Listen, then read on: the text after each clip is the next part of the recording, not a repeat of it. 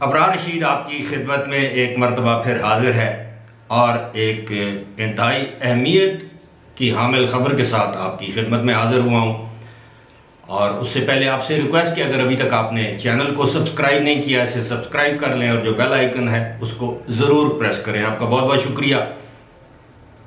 آپ کو یاد ہوگا میں نے چند دن پہلے ایک ویڈیو بنائی تھی جس میں میں نے بتایا تھا کہ اس وقت سعودی عرب اور یو اے ای ایک دوسرے کے خلاف ٹکراؤ کی سی کیفیت میں ہیں۔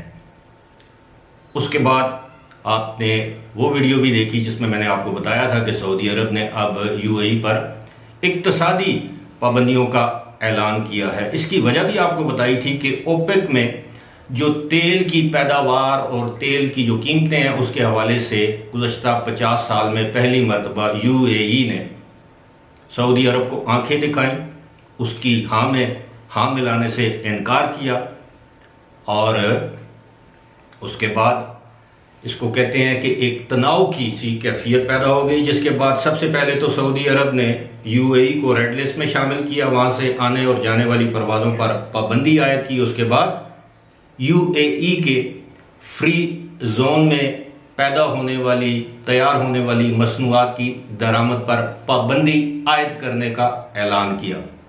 یہی نہیں، یو اے ای میں بننے والی اور لگنے والی سائنو فارم ویکسین کو بھی اپنے ملک میں اپروو یا منظور کرنے سے انکار کر دیا۔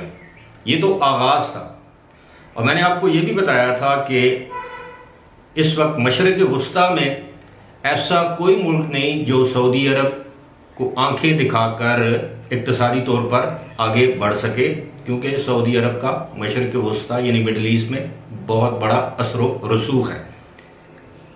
قطر کی مثال میں نے آپ کو دی تھی، لیکن آج جو خبر ہے اہمیت کی حامل وہ یہ ہے کہ اب خبروں کے مطابق رائٹرز جو خبر رساں ایجنسی ہے اس کے مطابق سعودی عرب اور یو اے ای میں ایک ڈیل ہو گئی ہے، اور وہ ڈیل یا کمپرومائز یا سمجھوتا وہی ہے جس طرح سعودی عرب چاہتا تھا کہ اپریل 2022 میں جو اس کی پروڈکشن کی بیس لائن ہے یو اے ای کی، اس میں اضافہ کیا جائے تاکہ تیل کی قیمتوں میں استحکام پیدا ہو۔ 2 ہفتے کے انکار کے بعد OPEC oil producing and exporting جو کنٹریز ہیں، اس کو اوپیک پلس بھی کہتے ہیں، یعنی وہ ممالک جہاں پہ تیل پیدا ہوتا ہے اور وہ جو ایکسپورٹ کرتے ہیں، برآمد کرتے ہیں۔ اب یہ معاہدہ میں سمجھتا ہوں کہ خوش آئند ہے، یہ سمجھوتا، ڈیل، کمپرومائز، جو بھی اس کو نام دے، یہ خوش آئند بات ہے۔ لیکن کیا اس سمجھوتے کے بعد سعودی عرب فوری طور پر سائنو فارم ویکسین کو منظور کر لے گا؟ کیا سعودی عرب نے جس طرح یو اے ای کو ریڈ لسٹ میں ڈالا ہے کیا اس سے ہٹا دے گا؟ جو فضائی سفری پابندیاں عائد کی گئی ہیں ان کو ختم کر دے گا؟ کیا سعودی عرب نے جو یو اے ای سے درآمدات امپورٹس پر جو پابندیاں عائد کی ہیں ان کو فوری طور پر ختم کر دیا جائے گا؟ تو اس حوالے سے میرا جواب ہوگا اثبات میں، یعنی پازیٹیو، جی ہاں۔ ممکن ہے 1 دن میں، 2 دن میں، 4 دن میں آپ کو اس طرح کے اقدامات یا فیصلوں کا اعلان سعودی عرب کے سامنے آنے کا، یعنی آپ دیکھ سکیں کہ سعودی عرب کی طرف سے سامنے آ رہے ہیں۔ گزشتہ روز میں نے ایک ویڈیو بنائی تھی جس میں نے بتایا تھا کہ 2 حکمران سر جوڑ کر بیٹھ گئے، اور پھر میں نے اس میں تفصیل سے بتایا تھا۔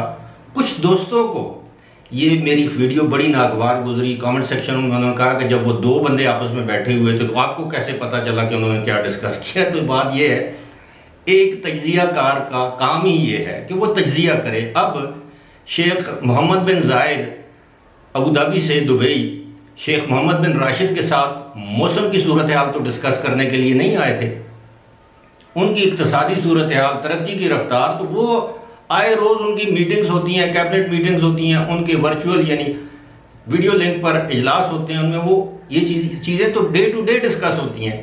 اصل بات جو میں نے آپ سے کہی تھی کہ یہ اوپیک کی جو صورتحال ہے، یہ تیل کی پیداوار کے معاملے پر جو دونوں ملکوں میں کھچاؤ، تناؤ، ایک ٹکراؤ کی کیفیت آ گئی تھی کہ اس کو کیسے حل کریں. تو دونوں نے بیٹھ کر یہ فیصلہ کیا کہ نہیں، یہ وقت نہیں ہے کہ ہم سعودی عرب سے براہ راست ٹکر لیں، اس کے سامنے کسی بات پر انکار کریں. اور تمام ممالک جو ہیں، وہ جو بڑے ممالک ہیں، روس، سعودی عرب، اس بات پر آمادہ تھے. تو انہوں نے یہ فیصلہ کیا کہ ٹھیک ہے، اس وقت یہ ڈیل یا سمجھوتا کر لیتے ہیں. اسی میں یو اے ای کی بہتری ہے. اور میں سمجھتا ہوں کہ دانا حکمران وہی ہوتے ہیں جو اپنے ملک کے مفادات کا سوچیں. لانگ ٹرم، دور رس اثرات کیا مرتب ہوں گے. تیل سے تو آپ کو، تیل کی برآمد سے تو آپ کو 2-4 ارب ڈالر مل جائیں گے، لیکن ان دی لانگ رن اس کا نقصان کیا ہوگا. حکمران وہی ہوتے ہیں جو ملک، قوم کی بھلائی کا سوچیں. دونوں حکمرانوں نے، یعنی ابوظہبی کے ولی عہد، دبئی کے حکمران MBZ MBR یعنی محمد بن زائد اور محمد بن راشد آپس میں مل بیٹھے، انہوں نے ایک مسئلے کا حل نکالا. اور میں سمجھتا ہوں کہ یہی ایک اچھا حل نکل سکتا تھا. کیونکہ اگر یو اے ای اپنی ہٹ درمی پر قائم رہتا تو اس ہٹ درمی کا نقصان لانگ ٹرم میں یو اے ای کو بہت زیادہ ہوتا. وہاں پر انویسٹرز نہیں آتے، کیونکہ ان انویسٹرز پر بھی سعودی عرب نے سینکشنز لگانی تھی، پابندیاں لگانی تھی کہ اگر آپ یو اے ای میں اتنا سرمایہ انویسٹ کریں گے تو آپ کو سعودی عرب میں جو سہولیات دی جا رہی ہیں وہ نہیں دی جائیں گی. اگر آپ اپنی کمپنیز کا ہیڈ کوارٹر سعودی عرب منتقل نہیں کریں گے تو آپ سے سعودی عرب کاروبار نہیں کرے گا. اور سعودی عرب اس طرح کے فیصلے کر سکتا ہے کہ ایک بڑا ملک ہے، اس کا پوری اسلامی دنیا میں، عرب ممالک میں ایک خاص اثر و رسوخ ہے. تیل کے حوالے سے، اپنی قومی پیداوار کے حوالے سے جسے GDP کہتے ہیں، اپنے حجم کے حوالے سے سعودی عرب ایک بہت بڑا ملک ہے. آپ نے دیکھا ماضی میں جب پاکستان نے بھی، حالانکہ پاکستان ایٹمی قوت ہے، ایٹمی طاقت ہے، جب پاکستان نے بھی سعودی عرب کے بعض معاملات پر سعودی عرب کو انکار کیا تو سعودی عرب کا جو رد عمل تھا بڑا شدید تھا. بالآخر پاکستان کے آرمی چیف کو جا کر سعودی حکمرانوں کو منانا پڑا. معاملہ چاہے یمن کا ہو، معاملہ چاہے کشمیر کا ہو، OIC کا ہو، کوئی بھی معاملہ ہو، اس وقت کوئی بھی اسلامی ملک سوائے ایران اور ترکی کے، سعودی اور کسی حد تک قطر کے، ملیشیا کے، سعودی عرب کی مخاصمت، دشمنی مول نہیں لے سکتا. اس کی وجوہات میں نے آپ کو بتا دی ہیں کہ ظاہر ہے پاکستان کو بھی گائے بگائے ہر سال 2 سال بعد سعودی عرب کے پاس امداد کے لیے جانا پڑتا ہے، ادھار پر تیل لینے کے لیے جانا پڑتا ہے، دیگر معاملات ہیں. وہاں پر ہمارے مقدس ترین مقامات ہیں، وہاں پر پاکستانی فوج ہے، پاکستانی سابق آرمی چیف جنرل رائد شریف وہاں پر جو اتحادی فوج ہے اس کے سربراہ ہیں، پتہ نہیں کتنے مؤثر ہیں یا نہیں. لیکن ترکی اور ایران اور کسی حد تک ملیشیا اور کسی حد تک قطر پر جب پابندیاں لگی تھی تو قطر تو 4 سال برداشت کر گیا. لیکن اگر خدا نخواستہ یو اے ای پر پابندیاں لگیں، اسی طرح 5 ممالک اکٹھے ہو کر چھٹے ملک یو اے ای پر پابندیوں کا اعلان کر دے تو آپ یقین کریں کہ لٹرل سینس میں جسے کہتے ہیں یو اے ای کی چیخیں نکل جائیں. کیونکہ امریکہ بھی اسی ملک کا ساتھ دے گا جس کا ساتھ سعودی عرب دے گا، اور امریکہ اپنی آنکھیں بدلتے دیر نہیں کرتا. یہ ہم نے پہلی افغان وار کے بعد بھی دیکھ لیا، دوسری افغان وار کے بعد بھی دیکھ لیا.